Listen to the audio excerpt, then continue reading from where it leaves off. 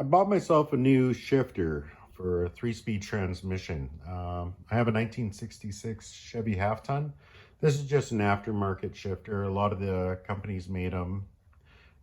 This one happens to be a Mr. Gasket.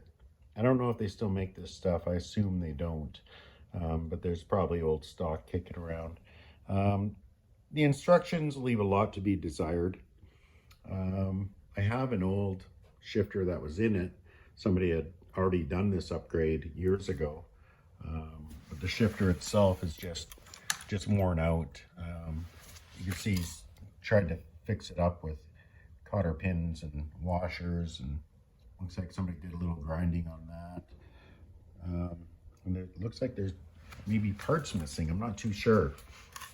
Anyway, I went online to see if I can find any tips or tricks for installing this thing, and I didn't find anything. So after I put mine together, I thought to myself, if I was doing this on my truck, laying on my back, trying to figure this out, it might be a bit of a challenge. So maybe I'd make a little video, and anybody out there who's actually doing this might be able to take something away from it. Anyway, this is what I got. First thing you notice is the shifter levers. So on mine, it's this rod style with a slot. So I'm using these L brackets here, and there's two positions you could use, upper or lower. You could use them for clearance issues or a shorter throw on your shift. Back here, same thing. It does come with two positions. You could do the lower one or the upper one, depending on whether you want a longer shift, a shorter shift, or maybe for clearance issues. When I installed it, this body comes with one mounting bolt, or one mounting location rather, and then there's this L bracket that comes up. So there's a bolt there and a bolt there. There's also what they call the stiffener brace. That's this guy back here. So there's one bolt up there, and then the other bolt comes across the top of this assembly. Now, if you tighten that first, this thing wants to lift. So I would finger tighten all of these, and then I would tighten this guy first. I would tighten this guy second. This guy runs like an L bracket from down here to up here. And then you can really go to town and put the torque on these guys. I don't mean a lot of torque, but when you tighten these three up, this whole assembly gets real stiff. Now, for this assembly here, you'll see there's these two bolt holes here, and they're slotted. Okay, the reason they're slotted is that you can rotate this assembly. So in my truck, this is a long shifter handle. If this shifter handle was too close to the dash, what I could do is loosen that bolt, loosen that bolt, loosen that bolt, and rotate it this way, thereby moving my shifter away from the dash. If it was too close to the bench seat, I could do the opposite. Loosen, loosen, loosen, rotate this way, and it would actually move my shifter away from my seat. It also has this bolt hole, this bolt hole, this bolt hole, this bolt hole, that bolt hole, that bolt hole, and that bolt hole. And what that does is you can take this assembly and move it forward an inch or backwards an inch. So again, depending on where you cut your hole in your floor, you can move this 2 inch or an inch forward or an inch back. So you have 3 different spots for that. The biggest thing is getting these all lined up. So what you want to do is you want to put both of these guys in neutral. This is in neutral right now. And then you see this pin here? You want to line these rods up so that that pin freely goes back and forth between the two rods. Let me see if I can get you a better picture of what's going on down here. See that? So in this way it is right now, this is a second and third gear. In this orientation right now, it's spring loaded, so it wants to end up there. That moves your second and third, just like that. When I'm back into neutral here, I want that pin to easily slide over into that slot so that I can control first and reverse. See that? So if you're fishing to find coming out of first and you're trying to find third and fourth and you got to fiddle fuck with that thing, that's what's going on. You're not lined up.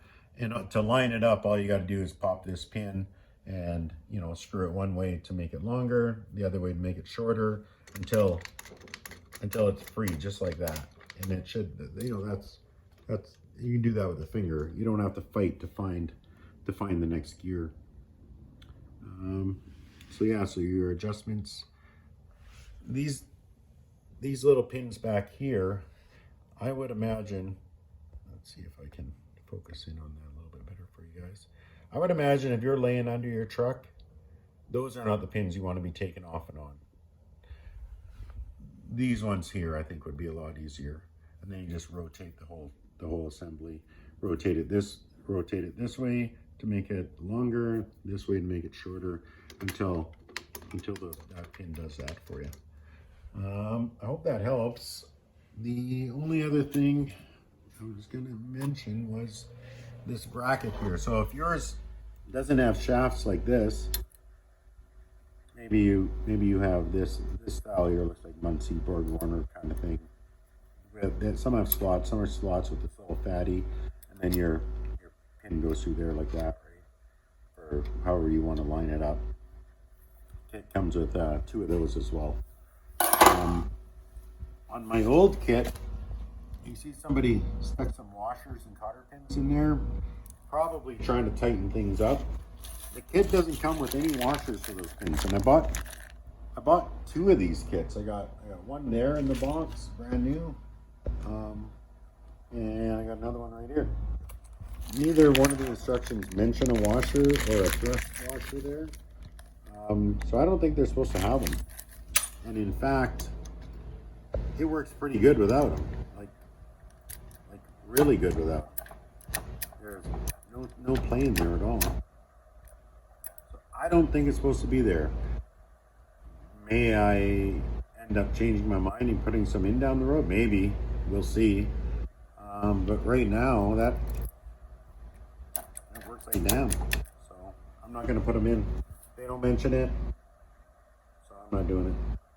Anyway, that's it. If you have any questions or concerns, let me know. So I'm gonna pop these 2 off when I install the transmission, and then I'll install the shifter once it's actually in the truck. Just make life a little easier, right? So yeah, give you a good look around it in case you have anything in particular you're looking for. That's how I did the orientation on them. I ran them both through the same side, and then same up on this end. I ran them both through the same side, just like that. It seems to shift really well like that on the bench anyway. See how it shifts in the truck. But it should be the same, I would think. That is my only real concern is my speedo cable. It does seem kind of tight there, doesn't it? I hope it's not. I hope it's not rubbing on these when it goes in. We'll see. Anyway, yeah. Make sure you get everything nice and tight, and your assembly will be very firm like mine is. And like I say, the biggest thing is just getting that lined up. And that'll be through here. All right. Best of luck to you.